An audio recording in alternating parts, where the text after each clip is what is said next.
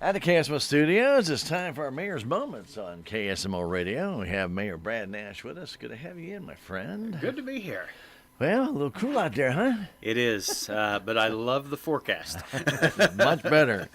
Even though there's a little bit of rain in there, I can handle that as long as the temperatures are above freezing. Right, absolutely. We do want to pass on one thing that the statewide storm siren test, normally held on the first Tuesday of the month, will not be held today. That is correct. We got some cold temperatures in case anybody didn't notice. And usually when you have that, plus after a little bit of that snowstorm, there could be some ice in these sirens, which is not healthy for them to try and rotate on. That is correct. There's a lot of moving parts in those sirens, and if they're froze up or they have a little bit of ice in them, it could cause damage to them. And so we have opted at this point to postpone the test. It's kind of one of those deals. There's no sense in damaging or taking a risk of damaging something if you don't have to. So, and this is also the date of the statewide test. I mean, Yes. this is not just the normal, we're testing the sirens in Salem test day. It's also the statewide test, which they usually are pretty safe holding in March. We may have to change that idea. yeah. Holy cow. At least go to the end of March. Yeah, maybe move that a few weeks. But nonetheless, so I want to remind people about that. So you will not hear a siren today. And if you do hear a siren today, then I'd take heed. Yeah. That's probably not a good thing. But, I wanted to tell people about that. Well, last night, the City of Salem Board of Aldermen and the Planning and Zoning Commission had meetings. The Planning and Zoning Commission, obviously, were meeting first down at 6:30 over at the City Hall Council chambers. That was followed up by the regular meeting. And just to kind of set the stage for the Planning and Zoning Committee meeting, Brad, it basically was a formality meeting. It was just needed to have some documentation that was not present at the previous meeting brought to verify, and then they can move forward. That is correct. We've talked about this for the last few weeks now, and it seemed like at every meeting that we had, there was a little piece that we had missed or that type of thing. So we got everything taken care of last night, and that was approved to forward to the aldermen. Right. Their recommendation was to move forward. So they had 8 tracks, and 5 of them are going to be rezoned. That was the recommendation from commercial to R3, which is residential motel rooms. How I'm going to call it. There's a different name for it. Temporary resident or something like that. Anyway, but so they are now zoned R3. That is correct. But all of them were zoned commercial before, which is a higher on the taxes. Yeah. Yeah. Yeah. Much higher on the taxes. But anyways, but 3 of the tracks are still zoned commercial, so Yes. they will be left alone. All righty, here at KS Radio, we want to tell everybody about a hearing of persons. Last month, our last meeting, that was last month anyway, Daniel Black was supposed to come in and talk to the board, but unfortunately we had a little bit of a storm and come through. He was unable to make it in. So he came in to talk about dumping some porta potty waste at the wastewater treatment plant here in Salem. Now, this had been done before, and it had created a little bit of a problem because there's 2 different types of waste. One is the oxygenated waste, which is what our treatment plant does, and the other one is not. That is correct. And so last meeting, our city engineer was supposed to come and so we could all visit and try to come up with some kind of a solution for this. Like you said, we've done this back in the early 90s, and it caused a pretty big issue for our plant. Well, Yeah, it was a pretty big deal, and we had to get some special chemicals to dump in it to help break some stuff down. And so Daniel or Mr. Black did come in last night, and our city engineer was also not able to be there last night, but he spoke with the board. And what we're going to do, we're going to speak with our engineer, and he's got some ideas of some possible ways that we could do this to where it doesn't affect us like it did back in the 90s.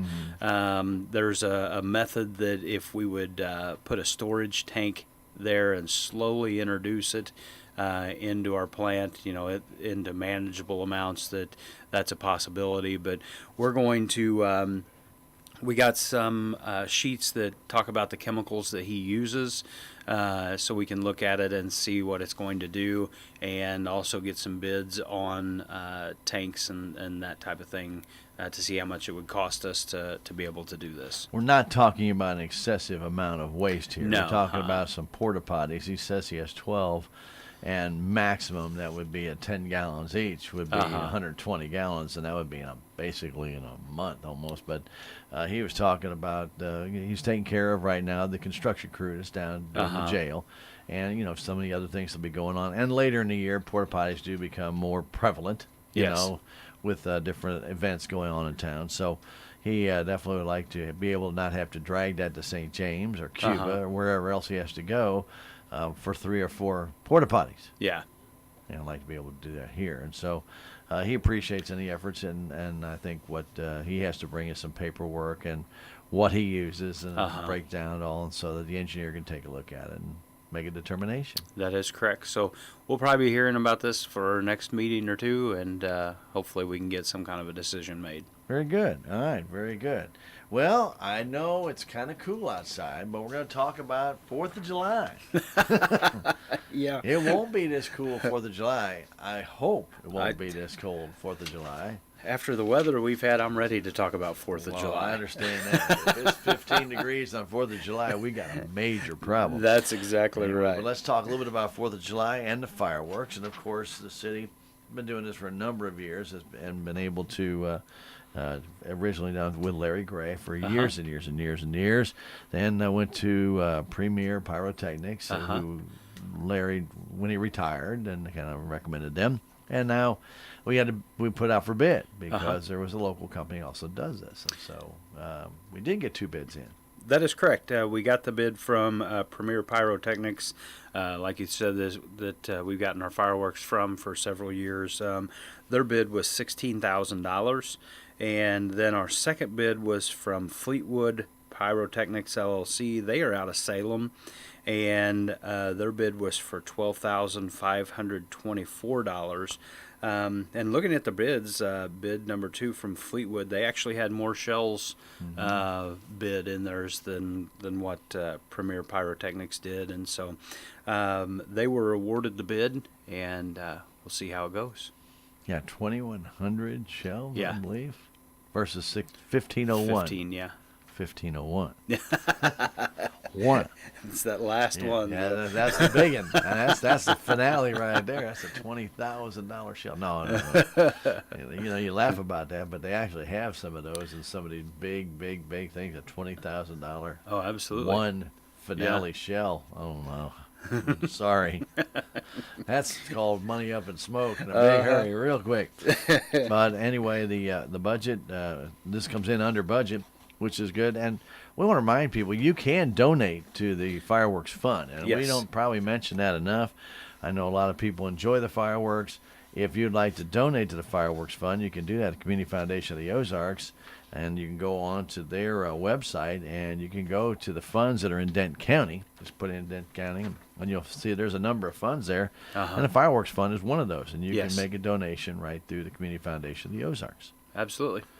Or you can come up City Hall and write a check. We'll take that too. And that will also get put into that fund. Remember, we need to remind people of this, Brad, because they may not be totally aware what fund accounting is. You are, because you have it in everything you do. Yeah. Not fun accounting. I say fund with a big D on the end. Is that if you come in there and you do give a check to the city for the fireworks, and you put on their fireworks fund, that money absolutely, positively has to be used for that purpose. That is correct. There is no if and there's no gray area on that. Now, if you don't put anything on there, that could be thrown in the general revenue fund and used for anything. But if you want it for the fireworks fund, put down fireworks fund on the check, and it has to go to that fund. That is correct. Sounds pretty simple, doesn't it? Pretty simple. Yeah. But it's not always as simple as you think. Anyway, very good. All right, let's move on. We had another bid. These bids were a little higher cost. Yes, they were. A number of bids, as a matter of fact. We did. This was for the AMI, or automatic meter reading system. We've been talking about this now for 3+ years. I know since I become mayor, we've been discussing this, and so we finally got it to a position where we could bring it to a vote of the board last night. It is really exciting. This is a project that I think will be a huge feather in the cap for the city. It's going to cost a little bit of money to get it done, but the payoff is pretty quick, and it'll be something where we can definitely provide better services for our customers. Okay, so let's explain this. And obviously, automatic meter reader. For those who have intercounty, you know that intercounty can read your meter from any location. I mean, they can read it. They also know when your electric is off. It detects that.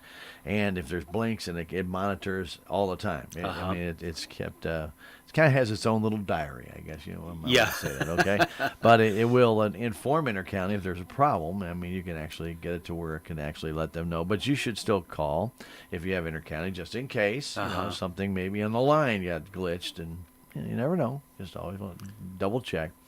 However, with the city has been having meter readers go around, and not only for electric, but also for water. This is for correct. Both services, correct? Yes. All right, so when you talk about an automatic meter reader, here's a neat thing about some of this stuff. And you correct me if I'm wrong or just slap me silly. Either one.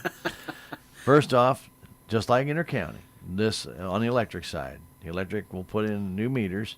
They'll be able to tell if you're off. Yes. They'll also be able to tell if you have too low of electric. It'll give a warning or something of that nature in case your line gets compromised. So this does happen occasionally where line gets exposed after maybe a number of squirrels and birds chew on it a little bit, and it gets exposed to the weather, that you may actually fall into that danger category of actually not having enough voltage. Or in other cases, maybe too much, which is neither one are good. Yes. Okay? Or your transformer's going bad. And that can happen too. Okay? This will tell the office there's a problem. That is correct. And a lot of times the office will know before you can call in, especially with outage situations, that type of thing. As soon as your power goes out, I think it waits 30 seconds, and then it shoots up a warning saying that somebody's out of power. And they can actually look on a computer screen and see who it is. They can trace that back to a transformer or wherever the issue is, and so it's going to be a lot safer for the guys. It's going to be a lot quicker to find outage issues and find the source of the problem. So there's a lot of positives with it.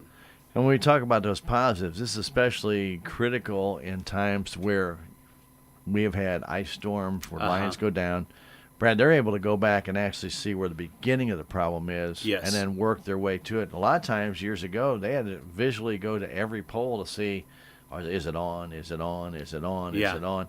And, boy, that takes a lot of time, especially if it's an ice storm. We're trying to get around those trucks. It's not very easy to get around those trucks. It really is. And, there's been issues at different times to where people has been out of electric for a couple of days, and they just assumed that the electric department knew about it because everybody else called, everybody right? else was. Yeah. Well, come to find out, everybody else was turned back on, but theirs wasn't. Some other problem. Yeah, and so with this service, we can look at that, and we can better tell who is exactly out of power, who's not, that type of thing. Very good. Is this going to change when people need to be activated for service? Would they go to the office, say, okay, you put your electric deposit down, and somebody brand new in town puts their electric deposit down, are they going to be able to turn their electric on right then and there from the office? Yes, and that's another good thing, unless a meter is pulled. Well, if there's a meter there. But I think as long as there is a meter there, we'll be able to do disconnects from the office. We'll be able to do reconnects from the office.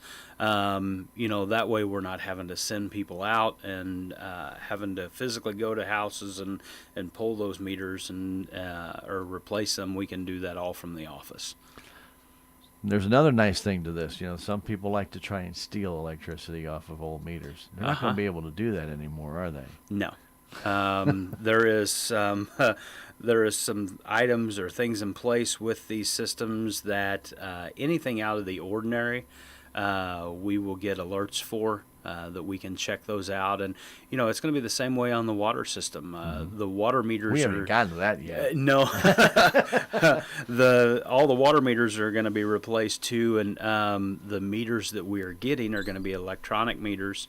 They are going to be able to detect leaks up to 1/10,000th of a gallon.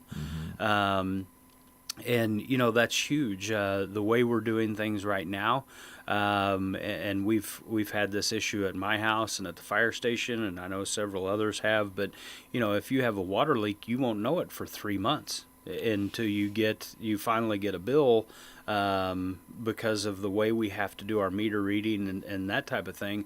And so then when you realize there's a problem, then you're gonna have 2 other months of bills with that issue, and they could be substantial, some substantial bills.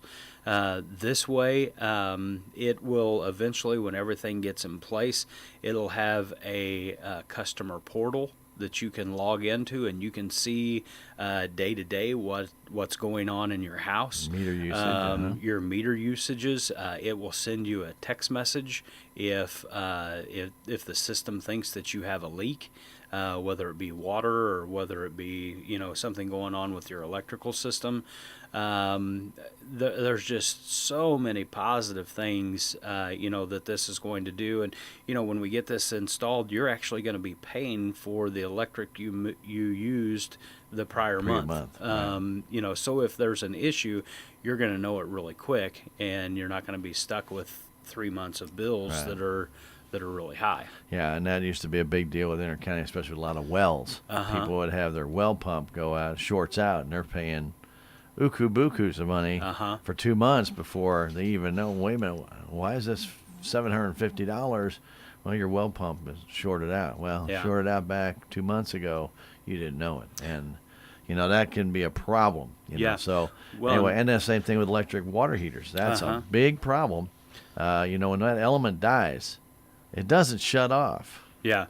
It dies because it shorts out. Uh-huh. And it just keeps going and going and going. And, that's what happened to me. We'd actually had that happen twice. One of them was the hot water heater. The second time, for some reason, our outside unit for our heat pump kicked out, and the furnace locked it out. And so the heat strips in our furnace was running all the time. So then you get a $700 or $800 electric bill, and it's like, wait a minute, what's wrong? And then you find out, you find out what the problem is, and then unfortunately, the way our system is now, you get 2 more months of that. So this will help alleviate, any of those issues. And like I said, hopefully, or when we get towards the end of the process of getting everything installed, we'll get the customer portal put in, and then you can get on the internet and log in real time, and see exactly what your house is doing, how much water you've pumped. One of the things that we were talking about when we were demoing these products was if you have Alexa in your house, you can actually ask Alexa what your utility bill is, and she'll be able to tell you current, what your utility bill is. And so, there's other options that we're going to have when this comes in. We're going to be able to do the prepaid electric. It's going to be a really good system. Okay, so first off, it's going to take about 90 days for them to even order all the stuff since it was approved. This was approved, by the way. Okay, last night. So it takes, I think Mark Nash was telling me about 90 days to get in some of the meters and everything for them to get started. So 90 days. We're talking June now. All right, so it's going to be in June. We'll start changing out these meters. Did they give you an idea about how long this would take to actually get done? The electric meters, we can go through and change them in about a month. Well, that's pretty good. The water meters, on the other hand, is going to take a little bit longer. Harder to get to some. Yeah, they're a little bit harder. We're going to have to change some of the components. We're talking about having to go with plastic lids instead of metal lids and that type of thing. So it's going to take a few months to get all the water meters done. So we're hoping in about 6 months we can have the system fully operational. So the metal casing that goes around your water meter right now, and a lot of people will know this when they take your metal lid off, it's metal all the way around. Does that interfere with the signal at all, or is that why you got to take the metal lid off or something of that nature? That won't interfere with the signal, or should it? There is some systems that it does, and I don't remember if this system did. One of the big issues is how the antenna for that meter mounts to that lid. Currently now with the metal lids, we would have to go in and try to drill those, and it makes it really difficult. So with the new meter lids and the plastic lids, they were already come pre-drilled and set up and ready to go. There's going to be a little antenna right there, right out of your yard. Yeah. They will be low enough to where they are not supposed to be run over by a lawnmower. So, and they are traffic rated. So if you run over them with your car, they're not supposed to brake either. Really? Yeah. Well, there you go. So anyway, this is not a cheap item, so we're not talking about something that's going to come in and be very cheap. This is why the city put out certificates of participation to help pay for this, and it's over $1 million. Yes, it is. And like we said, we've got to go through and purchase all new electric meters, all new water meters, which are not cheap, unfortunately. We're getting them with the remote disconnects to where, like we said, we can disconnect them from the office, or the service guys, if they'll have computers in their trucks, and they can disconnect them from their trucks if need be. But the system that was approved last night was $1,021,815.15. That's after the first year. Yes. And there's going to be an annual hosting fee, and then there's other options. Yeah. There's always more options. It's like your car. Yeah. Base price, this is it. And then now you want that Wi-Fi. Yeah. You want this. It's all going to cost a little bit more. But there are some additional costs involved as well. There is, and we've done a lot of studies on this, and Ray has put in hours and hours, trying to get some realistic numbers. And we're looking at putting this system in. We're looking at a savings of somewhere between $150,000 to $225,000 a year is what this system is going to save the city. And because unfortunately we've got people that they'll run up their electric bill until they get it shut off, and then they'll leave town. Well, like we talked about earlier, we're about 3 months behind on our bills, so then the city gets stuck with 3 months worth of electric that a lot of times we never can collect. We've got 3 meter readers that walk around the town.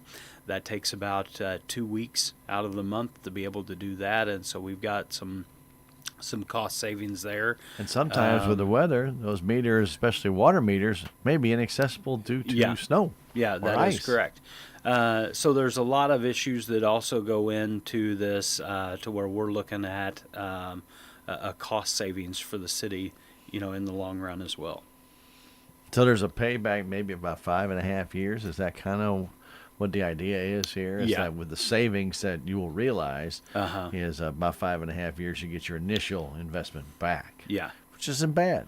For a $1 million investment, if you can pay that off in 5 years, that's a pretty good deal. But the advantages, as you were talking about, to the customer, to the consumer, is much greater because they will be able to know immediately if there's a problem. Yes. Versus 68 days later. That is correct. So, and like I said, it's going to take a little bit of time to get this in. So please don't think that in 90 days that it's going to be up and running. You won't even have the stuff till 90 days. Yeah. So it's gonna take just a little bit, but within 90 days we should start seeing some meters.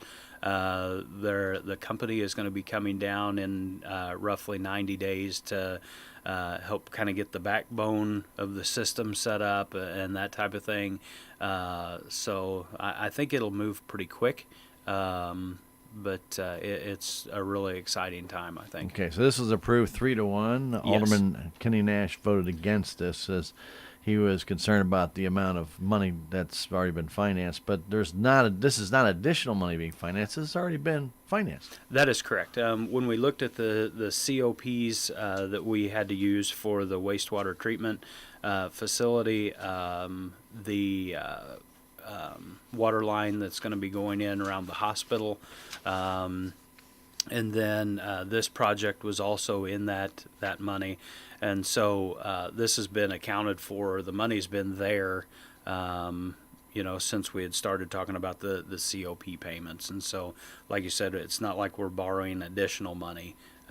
We had already planned Right. for trying to get a system like this in place. And it was about $6.5 million that was financed to do all these projects. Yes. This is like a 5-year project that you knew would take a long time. Yeah. And then the city was able to get a grant Yes. of $500,000 to help with that. So that does help it back. Now, the thing about the COPs is you're talking about, we're talking about certificates of participation, is you cannot pay them back in the first 5 years. That is correct. You have to make your payments for 5 years. After that, if the city would strike oil and you could pay it all back, then you could pay it all back. Yeah. But in the meantime, I think even in their own budget, when they take a look at that, if you can spread out payments over a long period of time, which is what the city did in this case, if you have extra money, it's fine to pay that down. But sometimes even when you get a few extra funds, there may be other things that need to be done. That why spend all that money to pay off a debt that we know is not going to change, versus, well, I can't do that because I've just taken that money and I've given it away. Sometimes you still have to make those changes that are still part of your everyday working operation. Sure, absolutely. Very good. All right, so a little bit of discussion on that one. And there was a little bit of talk by Alderman Powell to possibly move that to the new board. But as Ray explained, the city's been talking about this for 3 years, to put it off until into April. The new board's not going to be able to make it. They're not going to know about obviously new aldermen won't even know about it. Yeah. They're going to have to get up to speed. So you might be into May. Now all of a sudden you're into August before they can even get started. And weather doesn't always stay very good when you get into those Octobers and Novembers. No, not at all. And especially with water meters. That'll be and- the worst ones. Yeah, and then you get into a situation to where the bids will no longer be valid. Right, you have to so rebid then it. you have to go back out and rebid the whole thing, and so it was just smart to go ahead and get it done last night. And it all was approved. And again, 3-1 on that vote. All right, very good. We went into, I got to look at my agenda again, the consent agenda. And that was approved. Nothing, any major thing on that. And then we mentioned that Gary Brown was there and did make this report on the Planning and Zoning Commission meeting. And that was, the report was heard by the alderman. And so we'll talk about that when they pass the bill here in just a minute. So we went to the city administrator's report, which is Mr. Ray Walden, and he talked a little bit about this, I want to say, workforce training initiative. This is a grant, kind of a grant. I can't really say it's just a grant, okay? And I know I started reading this, and this is, you gonna read it? You gonna read it out loud to everybody? No, I'm trying to find it. I was gonna say, 'cause I think it's like 72 pages. So good luck on that one, Brad. But the Workforce Initiative, Training Initiative, is going to work, and correct me if I'm wrong in explaining this, with the city, working with Salem RA School District on their construction trades program and in getting a building built for the adult education and literacy program, as well as Mr. Hester had requested at the last meeting 3 hours to work on this cybersecurity, which would also be hosted in this building. So it's a kind of a multi-use working with our training our kids to do construction, and at the same time providing for some opportunities for grant money to be used, but also not just grant money, but opportunity money. We're talking about a NAB grant. We're talking about a CDBG grant. We're talking about a combination, 3 or 4 grants to put together up to $1 million. Yes. It's a lot of money. It is, but it'll be a very worthwhile project. And the city, in doing this or approving this, the city's not out any money. It doesn't cost us anything to do this. It's just basically a sponsorship program. Support. To where when we sign it, we say that we think that it's a worthwhile program for our community. Because the CDBG, if I'm not mistaken, R80 cannot write that. City can. So if you don't sponsor it and give that an opportunity, they can't apply for that part of the grant. That is correct. And, it was this one kind of hit home a little bit for me. The fire station was in the same situation as we look at doing our building renovations and everything. We applied for a CDBG grant as well. The fire station by itself could not, we did not qualify to apply for the grant, but we went to the county, and the county sponsored us, and then we were able to go through with that. Right. So it's a formality, but it's still a necessary formality for this to happen. yes. So anyway, now all the responsibility of getting all the documentation, et cetera, all belongs to the school. So the city is not responsible to get on any of that. If I read that part of that document correctly, I didn't get through the whole thing. It wasn't it wasn't staying awake at 52 cups of coffee where I needed to go to sleep. But the way it all works is that this new building would kind of be put on the back part of the campus, on the rear end, kind of where the old smoking tree was back in that area. And so that would be where it would be built. And Yes. would be advantageous because right now the adult education literacy is being held in the City Hall auditorium basement, Yes. which gets a little crowded down there sometimes. It does. It does. Yeah. There's not a lot of room down there for that. So that would also play, and that would remove that and put that out there in that building as well, with the computer labs, et cetera, et cetera. Very good. So anyway, the board was receptive to that idea and approved moving forward, which we'll talk a little bit about later. So anyway, basically the city's part is for you to sign it. Yes. That's the cost to the city is your signature, a little pen. All right, very good. Ray did talk a little bit about a pre-submission conference over at the old middle school. That is correct. They had that Did you go on. to that? I was not able to attend that one. I couldn't go either. I was really wanting to go, but I couldn't make it over there. That was February 25th. They had a few folks there, but the deadlines for those proposals are March 29th. Then when those proposals are brought in, we've got a committee that's been helping us with this project. They'll go through and look at those and evaluate those and bring a recommendation to the board as far as what they feel that we need to do is moving forward. Very good. And then from that, the committee will make that recommendation to the board. Yes. Based upon those proposals. Yeah.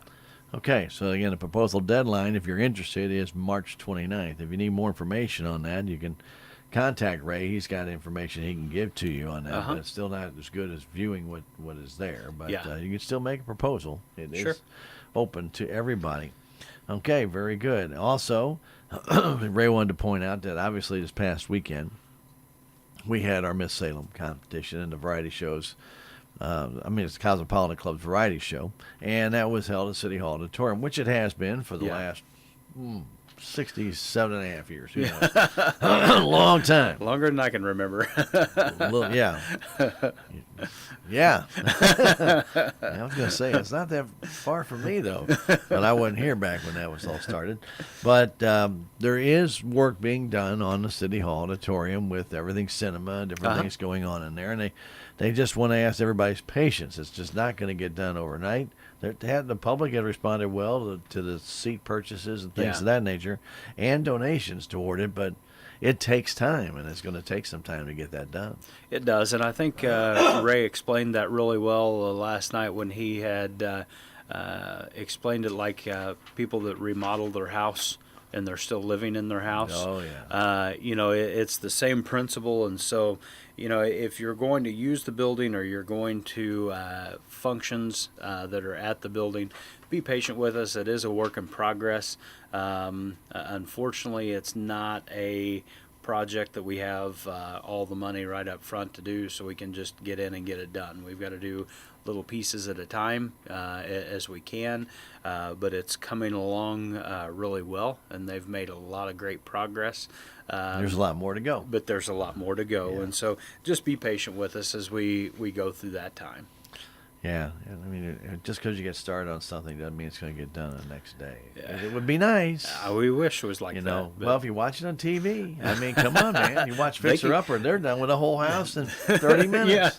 Yeah. What's the problem? They go see it in winter and they come out in summer and it's ready. Yes. Amazing how that happens. Maybe isn't it? we just need to get them over here. Well, there you go. That's the whole thing. I don't know how much you pay to get that done. But, anyway. But it's still going to take that time. It doesn't make any difference what Yes. you want to do. It takes some time.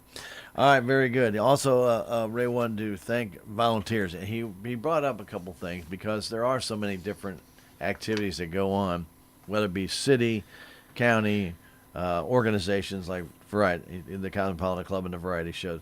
There are always volunteers in the background that people don't even know are there. That is correct. And it takes a lot of these people to make things happen. We have the road rally coming in town March 15th and 16th. There's already been a tremendous amount of volunteers. They actually did volunteer training when they held their little preliminary down in Echo Bluff. They did volunteer training. It is a lot of work. It is. And a lot of people don't even realize how many of these people give of their time to make this enjoyable for you just to watch. Absolutely. And, if you've never been, it's pretty interesting to go watch and see what all happens in these events. And, this event brings in people from all over the country. I've talked to some people this past week from St. Louis that they're coming in to volunteer, to help work these events. And so it's a great event for our community. It brings a lot of people in, and we just couldn't do it without all the volunteers. And this year's field is full. Yes, it is. And it's been full for a long time. Kenny Block's coming back. I think Travis Pastrana's coming back. I haven't seen the list. I don't know if he made it on the list, but his intentions were to come back. Yeah. Anyway, this is it's huge. Now some people say, well, they have 3 or 4 others in this area, right? They had the one day down at Echo Bluff, which they say is kind of like a practice run for anybody, especially who's never ever done this. It's good for them to get out there and see how it's done. But basically, they ran over the same part 4 times. Twice going east, twice going west. It's different. Trust me, it is going to be different. But the idea was theirs to get some of those people, but also the volunteers, a little bit experience on how to handle traffic, seating, where to put people, how to guide people, things of that nature. That's which just has to be done to spectator spots here.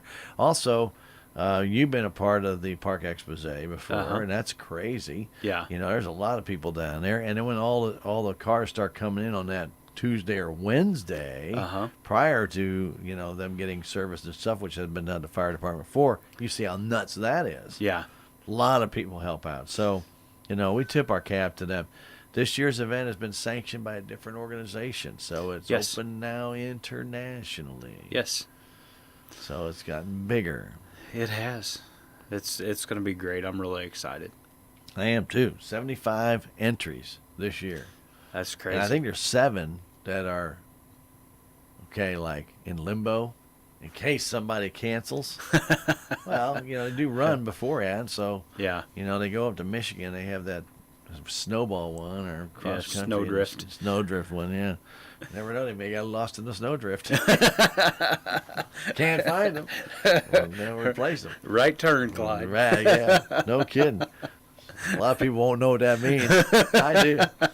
So anyway, I want to thank and Ray was very, very appreciative of those volunteers because it does take a lot of people to make that happen. Yes, it does. Very good. All right, let's move forward. We've got one more thing? You got Ray forgot to mention And he called me today apologizing What's wrong with him? to Sally. I don't know, I tell you.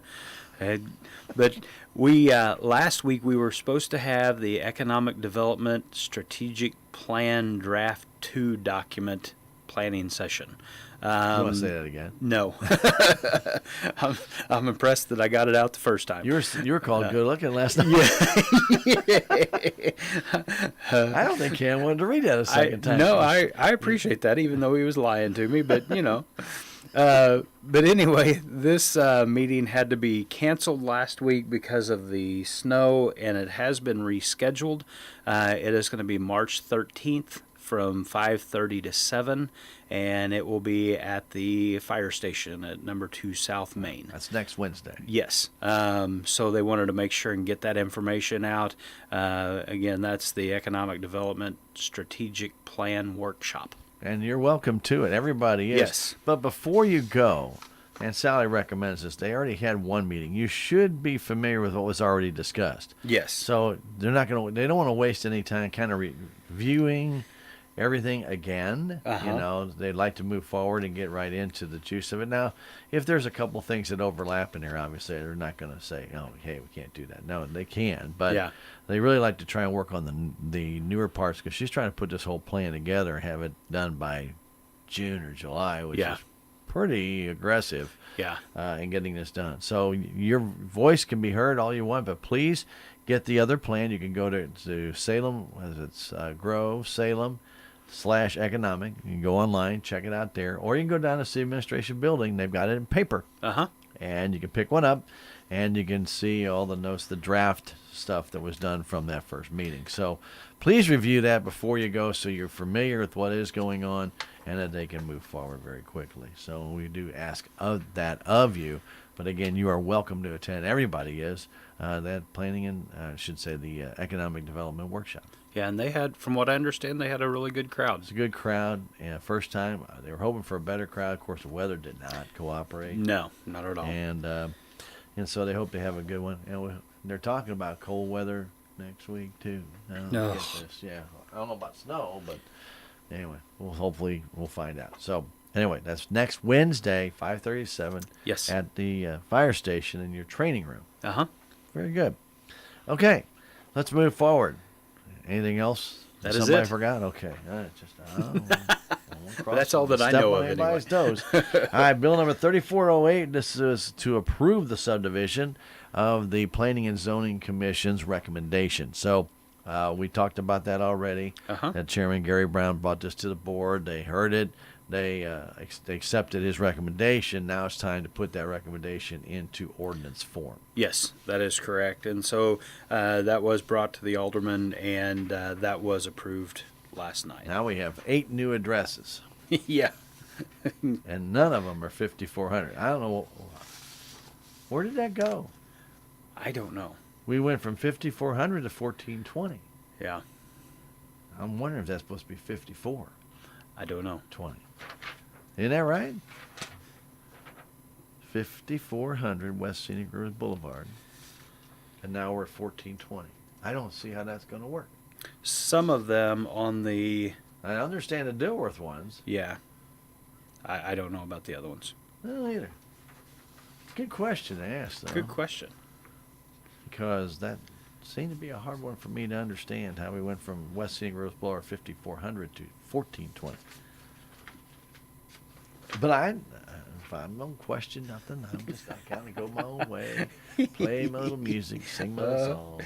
Sing your little song. Exactly. All right, bill number 3409. This is an ordinance that comes up every 2 years. Establishes a procedure to discuss any potential conflicts of interest or substantial interest of a municipal official as they operate in that capacity. For example, and I'll simplify this, or I could have Kim come in and read this again, take 20 minutes.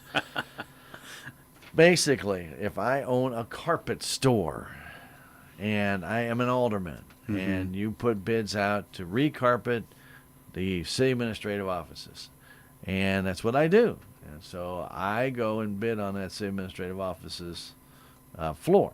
I can do that, but it's not always in the best interest of me to do that, because there could be, especially if I win with the lowest bid by 12 cents, that it does look a little bit suspicious. Yeah. So if you do place a bid, obviously it's better to have somebody else at your business do the bidding. They can come in and do it, or have it anyway. It's the look of impropriety that you're really trying to get away from, and also it does separate your business from your aldermanic obligations. Yeah. So you can't have inside information to place that bid. You can't do anything different than anybody else. So yes, you can still bid, but if you do bid, you cannot vote on it. So if your business would bid on it, even legitimately, or hopefully not illegitimately, but if your business did bid on it, you're not allowed to vote. That is correct. So there has to be all these different things in your conflicts of interest, all have to be noted. Now, I'm saying if I own that carpet store, what if I'm an investor in a carpet store? I mean, it's the same kind of idea. Sure. But people may not know you're an investor in a carpet store. Mm-hmm. That's where it gets a little tricky. It does, and with this, you have to fill out financial reports, and those can become public record, and anybody can come in and request them, and so it's a pretty lengthy a bill, and so it just it's not like anybody's done anything wrong. Like you said, we have to do this every 2 years. 2 years, and because they update the statutes. Yeah, and so that's kind of what we did last night. And it's just like I said, it's something that, and I simplified it greatly. Yes. Okay. But it's like one of these, and Brad, there's a reason for this. A lot of times people say, well, they wouldn't do that. Okay, well, okay. Sure. Let's just say that, and we've seen this unfortunately in other towns, where people who are aldermen have knowledge of, are let's say involved with another company, to where they're going to benefit if this company gets it. Sure. So not that they are an owner, Uh-huh. but that they actually have an interest in this, brother-in-law, Uh-huh. neighbor, something of that nature. You don't think too much about it, but if you bring it to their attention, and you can get, if you bid under this or something like that, and then you can give me 5%. Yeah. So that kind of interest is addressed. All those different types of possibilities are addressed in this bill, Yeah. which is long. Yes, it is. So anyway, so you definitely have to, again, as Brad said, you have to fill out a lot of paperwork and, list all those different things that you're involved in, Yeah. which can be quite a bit. Sure. Even if you're involved in an organization, you have to Uh-huh. put that you're involved in that organization. And if you're an officer of that organization, you got to put that in there as well. So if there's the impropriety, Yeah. can't be done. It's a lengthy process, but I think it's one that's worthwhile to make sure that everything stays on the up and up, and hopefully you don't have to worry about those situations. Didn't used to be that way years ago. No, it really didn't, unfortunately. Yeah, and there was a lot of things that happened that forced this into being done. Yeah. Okay. Especially a lot of inferior work that was awarded. Not here. Not Yeah. here. But, at least not that I'm aware of here, but going back into my long time here, but I know in some other areas that did happen. All right, resolution number 6, 2019. This is a resolution authorizing the mayor to execute a scope of work for the City of Salem and NextGrid, which is the one that got the bid for the automatic meter readers. Uh-huh. To get started, this is a wireless smart grid infrastructure. You got the advanced metering, and they'll have the smart grid management activities all take place. So they're going to get here, put this whole system into place. They're going to be doing the metering. They're going to make sure the remote controls all work. This is a huge piece of progress for our city, and you get to sign it. Yes. That's what this is all about. Yes. Pumped. He's pumped. I am. We've been working really hard on this, like I said, for the last several years, and so it's really nice to see it come to fruition, and I'm really excited to get them here, and and be able to show everybody what this thing does. Because I think it's got some huge benefits that not only the city will be able to see, but also the customers as well. Absolutely. And this is approved 4.0. Yes, it was. It wasn't approved 4.0 going into it, but it was approved 4.0 at the time of the ordinance. Yes, it was. Okay.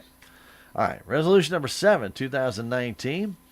That authorizes you again with your pen to make a little co-sponsorship possible with the R80 school. Yes. And other partners, I should say, because there are other partners involved. That is correct. And so resolution number 7-2019 dealt with that issue, and that was approved. And hopefully in the next few days we'll get that signed, and Away it goes. away it goes. Very good. No closed session last night, even though it was on the agenda, as the necessary information for the closed session was not available yet. So That is correct. there you have it. That's A whole it. day. A whole day. Look at that packet. It was a big one. I picked my packet up, and it's like, oh, wow. That's a lot of reading. It is. It is. But we made it through it. We did.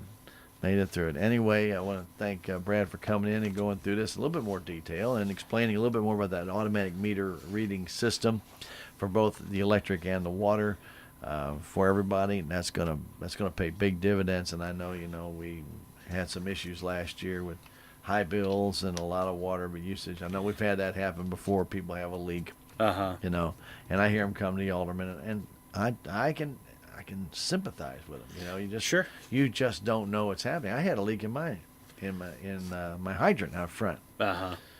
I can't understand.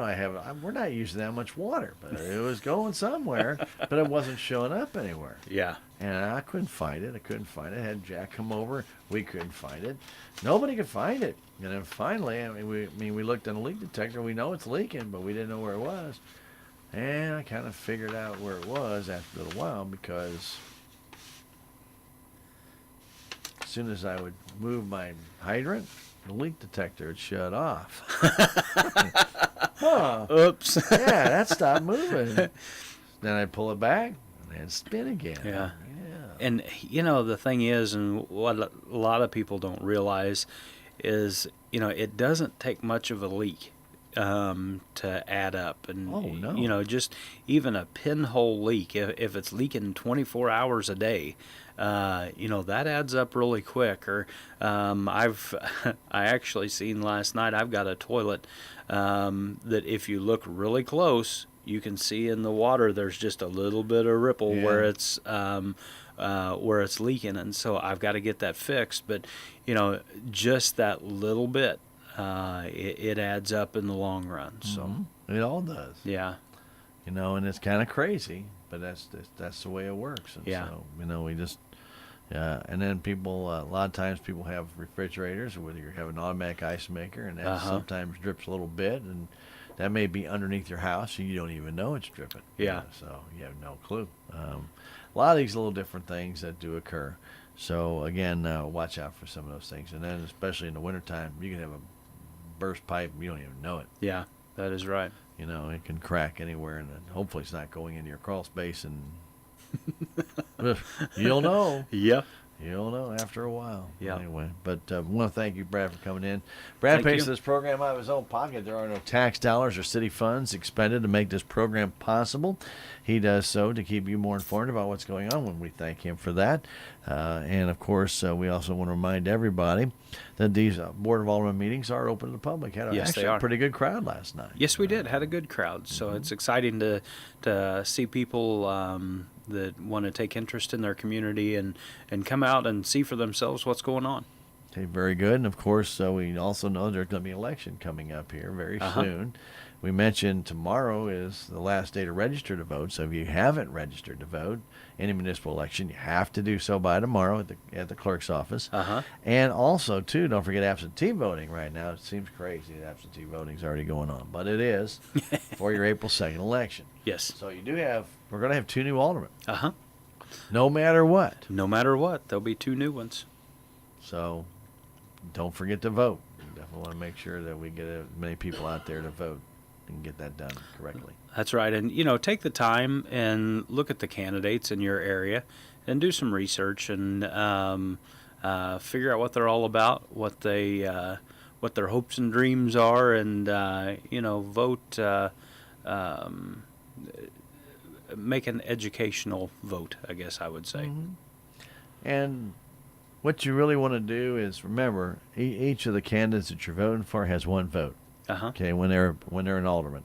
So, and I have not heard anything about any of the candidates making any promises. But if they say I'm going to do this, they can't. Yeah. Okay. So, hopefully nobody is saying that. Yeah. But unfortunately, you hear that a lot. Oh, when absolutely. I get in there, I'm going to do this. Well, Yeah. you can't. It Yeah. takes all four of you to do it. Now, that doesn't mean that they may not be able to eventually, get the people to buy into what they're doing. That's fine. And if the Sure. aldermen do and want to make that decision, that's great. But it's still going to take a minimum of 2 to get it to a 2-2 vote, and then it falls into your hands. Uh-huh. So usually you need to get 3 aldermen on board to kind of make that happen, because you never know what the mayor's ever going to do. That's right. I tell you what, that guy. You can't figure him out. But no, that has happened before. We've had many of tie votes broken by mayors Sure. in the past, and so that will happen again occasionally. But that's the beauty of the system. We Uh-huh. have 5 elected officials up there, 4 of which make the majority of the decisions. Uh-huh. That is correct. And then falls on the mayor to break that tie if there should be one that does exist. And so, Yeah. anyway, we appreciate, again, you coming in and spending the time with us. And again, right here, KS Radio, it's Mayor's Moments with Mayor Brad Nash.